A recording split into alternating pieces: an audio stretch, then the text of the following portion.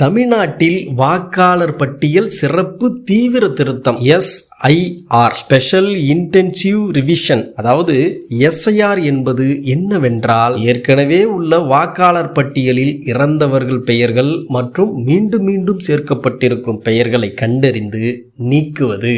அத்தோடு புதிதாக 18 வயது பூர்த்தியானவர்களை வாக்காளர்களாக இணைப்பது. இப்படியான பணிகளை தேர்தல் ஆணையம் செய்வதைத்தான் SIR என்கிறோம். இவ்வாறான SIR பணிக்கு ஏன் எதிர்ப்பு கிளம்புகிறது என்கிற கேள்வியும் இன்று பொதுமக்கள் மத்தியில் அதிகமாகவே கிளம்பிருக்கு. சரி, அப்படியானால் இந்த SIR-ஐ ஏன் தான் எதிர்க்கிறார்கள் அப்படின்னு எதிர்ப்பவர்கள்ட்ட கேட்கும்போது, பீகாரில் தேர்தலுக்கு முன்பு இவ்வாறு அவசரமாக நடத்தப்பட்ட திருத்த பணியில் பல்வேறு குளறுபடிகள் உள்ளன என்றும், வடமாநிலத்தில் இருந்து இங்கு வந்து தங்கி வேலை பார்ப்பவர்களை தமிழ்நாட்டின் வாக்காளர்களாக மாற்றப் போகிறார்கள் என்றும், பாஜக வாக்குகள் அதிகம் இல்லாத பகுதிகளில் இந்த படிவத்தை பூர்த்தி செய்யவில்லை போன்ற காரணங்களை கூறி வாக்காளர்களை நீக்கம் செய்ய போகிறார்கள் என்றும் பல்வேறு விதமான காரணங்களை கூறுகின்றனர். மேலும் இது தொடர்பான ஆர்ப்பாட்டங்களும் நடந்து கொண்டுதான் இருக்கிறது. இந்த SIR குறித்து நீங்க என்ன நினைக்கிறீங்கன்னு கண்டிப்பா கமெண்ட் பண்ணுங்க.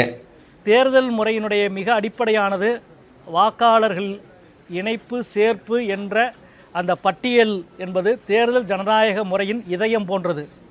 அது முழுமையாக வெளிப்படையாகவும் ஜனநாயக தன்மையோடும் இருக்க வேண்டும்.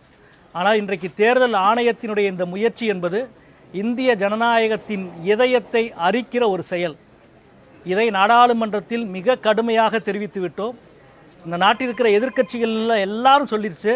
ஆனாலும் நாங்கள் எழுப்பிய எந்த ஒரு கேள்விக்கும் முறையான பதிலளிக்காத தேர்தல் ஆணையம் தனது பணியை முழு வேகத்தோடு செய்து கொண்டிருக்கிறது.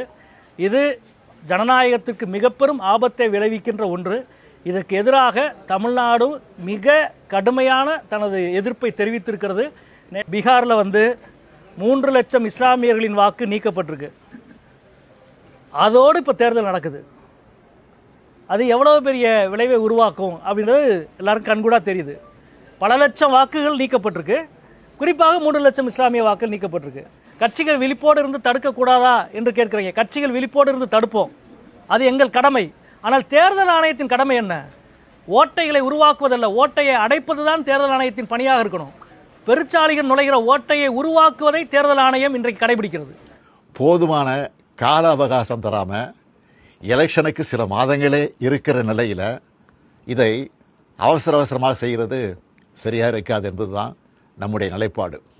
தேர்தல் ஆணையத்தோட கூட்டு சேர்ந்து வாக்காளர் பட்டியலில் பாஜக எப்படியெல்லாம் மோசடி பண்ணியிருக்குன்னு மக்களவை எதிர்க்கட்சி தலைவர் அருமை சகோதரர் ராகுல் காந்தி அவர்கள் பத்திரிகையாளர் சந்திப்பு நடத்தி ஏற்கனவே விளக்கியிருக்கிறார்.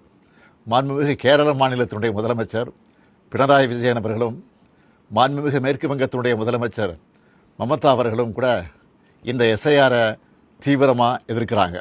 நாமளும் SIR அறிவித்தப்பவே இது சதின்னு உணர்ந்து எதிர்த்தோம். சரியான உண்மையான வாக்காளர் பட்டியல் தான் நியாயமான தேர்தலுக்கு அடிப்படை. எனவே வாக்காளர் பட்டியல் திருத்தம் செய்யப்படுறத நாம் எதிர்க்கலை. ஆனால் போதுமான கால அவகாசம் தராமல் எலெக்ஷனுக்கு சில மாதங்களே இருக்கிற நிலையில் இதை அவசரமாக செய்கிறது சரியாக இருக்காது என்பது தான் நம்முடைய நிலைப்பாடு.